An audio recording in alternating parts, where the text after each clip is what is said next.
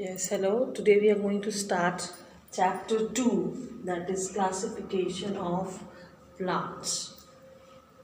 Now, here no one knows actually, like exactly how many species or how many kinds of plants and animals are there. We live around, if we look around us, you'll find so many different types of plants and so many different types of animals too. So we don't know actually how many kinds of such or species of such plants and animals are actually present around, approximately it has been calculated there are 15 lakh species of animals and 3 lakh species of plants, and there are innumerable unicellular organisms around us, okay, like fungi, or there may be some bacteria. So there are so many organisms around us. So how to study about them? Okay, how to find out about them, how to study about them? Like you see, nowadays we are already in a crisis because of a virus, coronavirus. So lot of study is going on it. So to first group it, whether it's a plant or an animal or it's some other organism, what is it, how to study? It is very very difficult to find out things about an organism. So to make it easier, to make it convenient, to make it systematic, there was the system of classification, which is very, very required.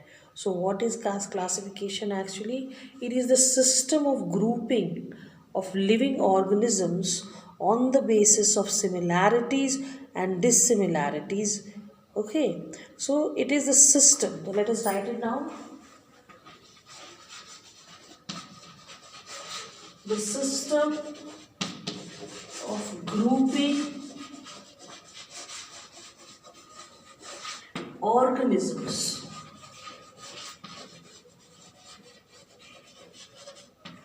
based on similarities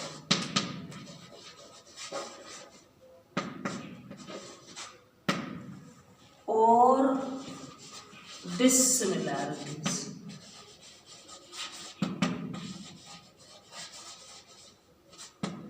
is called classification. So does this mean? That is, all the organisms have been divided into small groups. Now, on what basis have these groups been made? They have been made based on either some similarity, that is, some common characteristic, some common feature that is seen in all the organisms have been placed in one group, or some common dissimilarity. There is something that is being seen that it is continuously differing in a long chain of organism.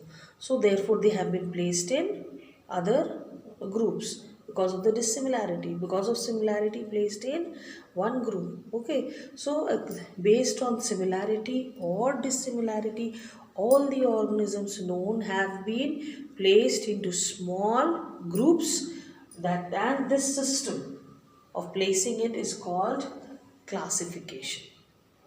Okay, now let us understand why totally all the reasons for the purpose of classification, why classification is needed. Okay, so now we come to, now that we know about the diversity of living beings around us, and therefore to make the study possible, classification was required. Classification is the system, a system of grouping organisms based on similarity or dissimilarity. Now, why was the need? What is the purpose for classification? So, I've just listed it down and underlined the keywords, okay, to save time. It makes the study of wide variety of organisms easier. So this we have already discussed, as because there are so many types of animals. I said 15 lakhs type of animals. To study about them easily, this classification, this system was required. Characteristics of all members of a group can be understood by studying a few. So if there are say around 1,000 animals in one group, and you know the characteristics of that group, right? So if you know about one animal also of that group, you can easily guess about the other animals falling in the same group. So if you know about one or two animals of or plants of a particular group, you can very well say the main characteristics or main features of the others belonging to the same group, right? We don't have to learn individually about each and every member of the group. If you know about few members, you can talk about the rest. Okay, so systematic study, increasing similarity from less complex to more complex forms. So the study has become systematic.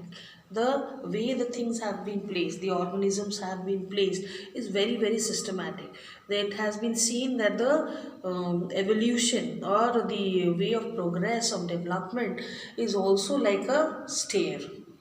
Okay, the less complex, then you find a little more complex, the more. So that way the organisms have also been placed in the classification.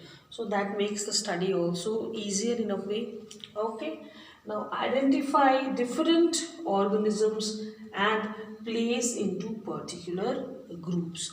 Now maybe you don't know about an organism, which group that organism belongs to, but you know the features of that organism. So if you know the features of the groups classified into, and you know the feature of this organism, you can easily match it and place it in the group it belongs. Okay, so you need not know the group, but just knowing the characteristics, we can place an organism, we can classify it, we can place the organism in its group. Okay, evolution of organisms from simple to complex forms. Now how life evolved, how simple organisms came into being, how gradually things became more complex, that can be easily deducted by studying the classification. Okay, now, how were these organisms classified? So I'm going on saying that there's so many, so many. So how were they classified?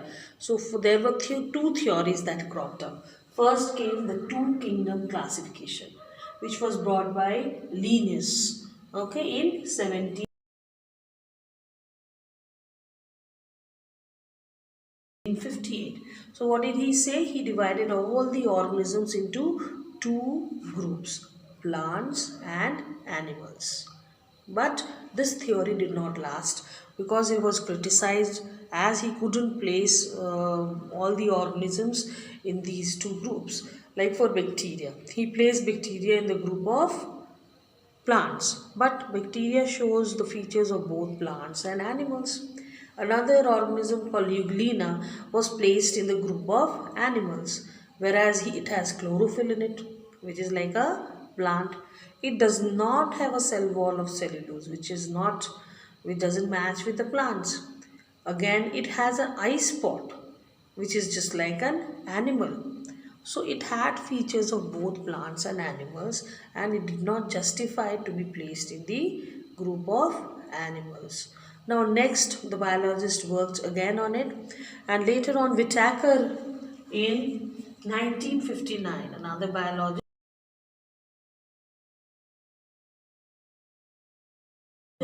he gave us the theory of five kingdom classification. He divided all the organisms into five groups.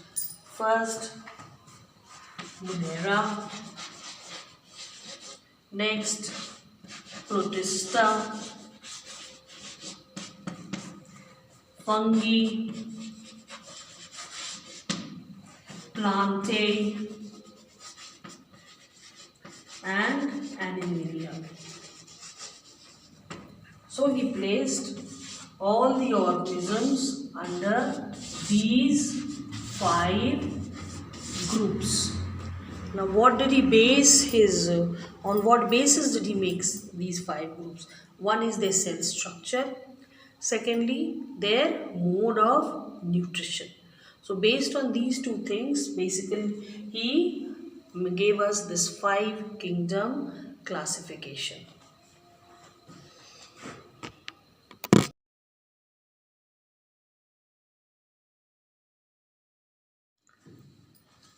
Now going into the five kingdom classification in details.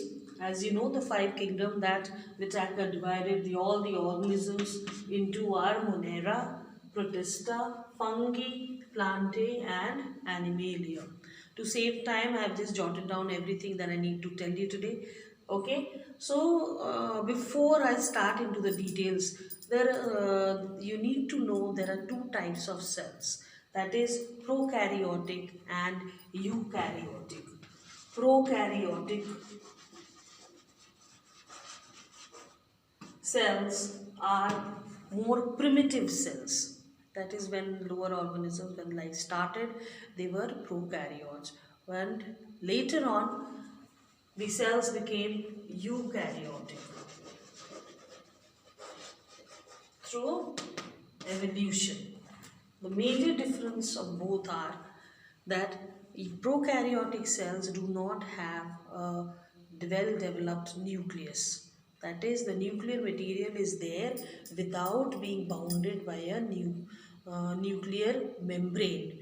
The material is there in the cytoplasm. It is scattered in the cell. Okay, in a prokaryote.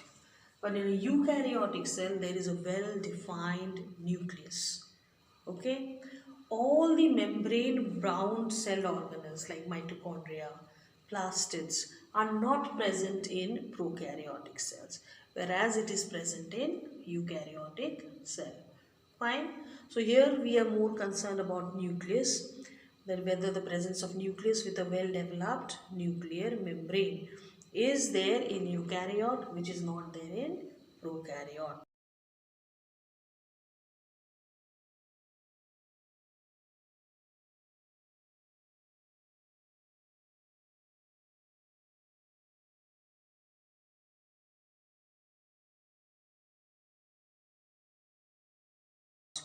Okay, now starting with Monera.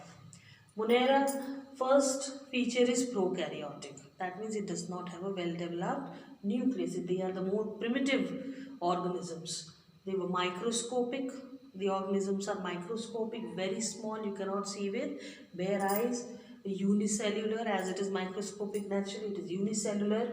It has a cell wall. It has a cell wall in it, but there is no nucleus. It is understood because it is already a prokaryotic organism. It does not have a nucleus, but the nuclear material is scattered in like a nucleoid. Okay, so the example of Monera is bacteria. So bacteria is the organism which is prokaryotic, microscopic, unicellular. It has a cell wall, but it does not have a nucleus, but it has the nuclear material as nucleoid. Okay.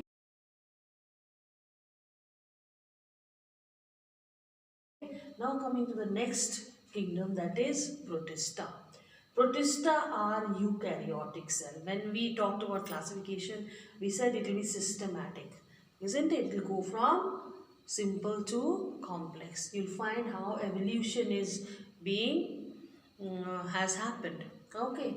So from now in Protista it is eukaryotic, that it has a well defined nucleus. It is unicellular. It has a well-developed nucleus. It is understood as it is eukaryote. The examples are the protozoas or the algae, like amoeba, euglena. They all fall, Chlamydomonas, they fall under this group, Protista.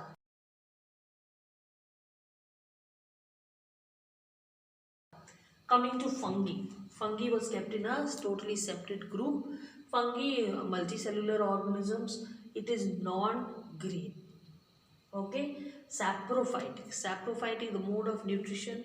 I told you Whitaker plays them into different group based on the mode of nutrition and the cell structure. Okay, so the saprophytic substance, what they do is organisms, they get their nutrition from dead and decaying matter. They grow on dead and decaying matter and they absorb the nutrients in the dead and decaying matter into themselves for their own nutrition.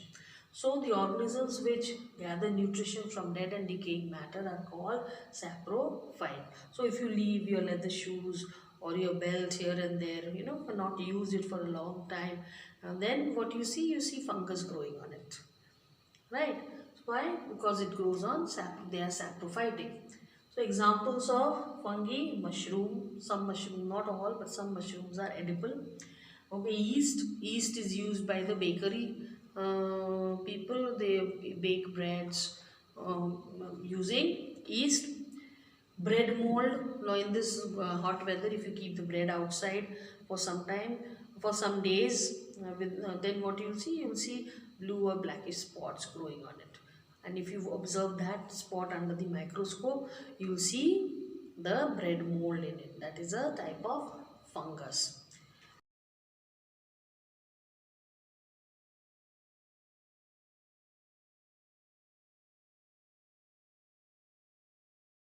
Next, plantae. The organisms which were eukaryote, multicellular, had cellulose cell wall. So plant cell we have studied, the all has cellulose cell wall. It has chlorophyll, the cell had chlorophyll, and because of this they were autotrophic. The mode of nutrition was autotrophic, that is, they could make their own food. And this process by which they made their own food is called photosynthesis. All kinds of plants fall under this group, okay, in this kingdom. Now the last, that is Animalia. In Animalia, the organisms were again eukaryotic, that is, they had well-defined nucleus. It is multicellular. They are heterotrophic. Heterotrophic means organisms which cannot produce food on their own. They depend on other organisms for their food by various methods. Okay, they may be parasitic, symbiotic, they may be, carnivores, herbivores, they may be omnivore. So all these are type of heterotrophic nutrition. Next, the all animals all will have a nervous system which is not there in plants. They'll have sense organs. All the animals, they should have a sense organs and locomotion. They should be able to locomote, that is, move from one place to another. So these are the features of the kingdom Animalia. So suppose I take a name of any of the organism. Now we can think and place in under any group. Okay, let's start. Suppose I talk about a cat. So even if you don't know whether it's eukaryotic or not, you can say it is multicellular.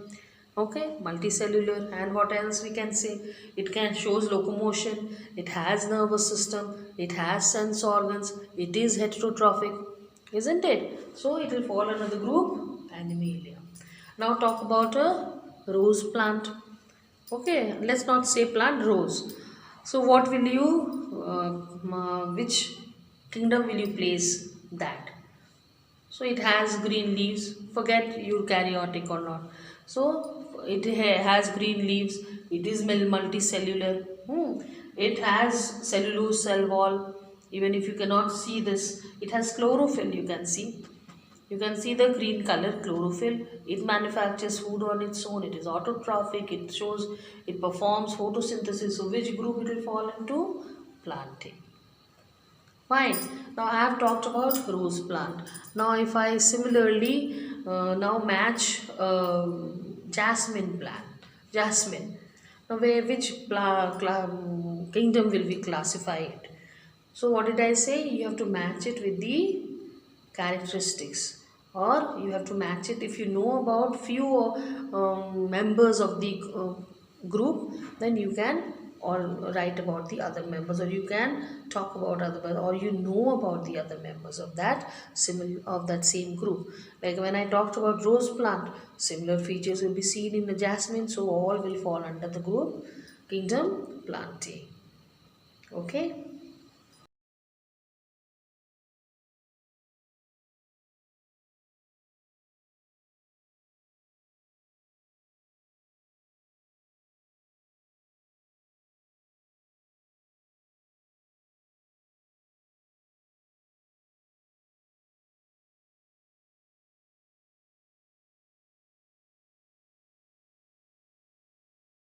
Here we will study the total organisms, how they are classified, and the five kingdom again how they are subdivided into classes or groups.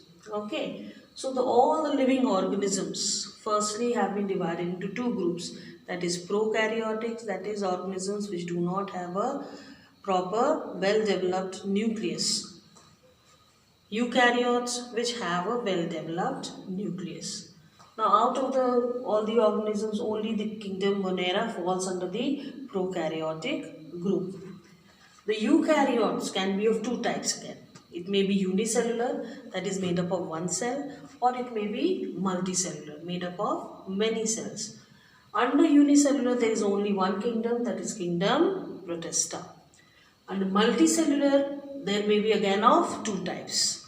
Two types of multicellular organisms. One with a cell wall, another without cell wall. Now with cell wall, multicellular organisms again can be of two types. One which does not have chlorophyll, the green pigment in it, another which has chlorophyll in it. Okay, so if chlorophyll is absent, a multicellular organisms with cell wall, the example will be the kingdom fungi. Okay, now chlorophyll present, multicellular with cell wall, and chlorophyll is also present, that is kingdom Plantae.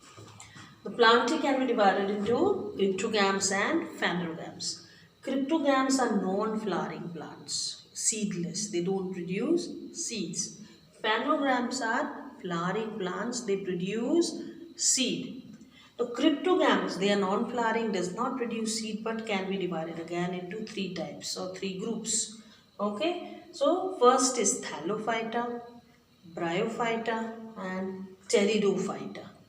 Thallophyta has just a thallus-like body, just a cup-shaped body. It does not have a stem, root, leaf. It cannot be demarcated or differentiated. A Bryophyta, they have root-like, stem-like structures, but they do not have true roots.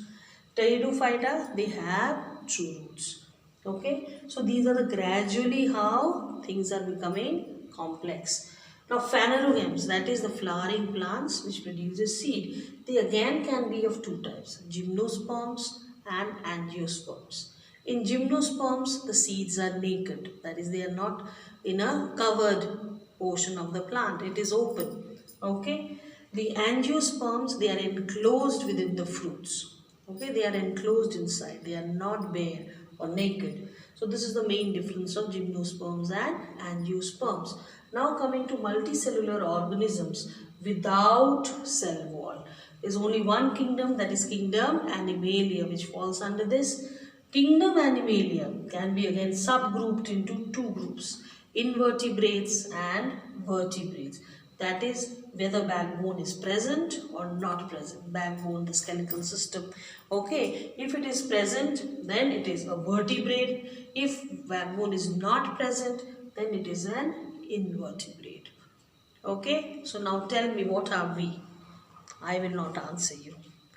So this is all about classification, the whole thing. From next class onwards, I will be taking one each and talking about it in details.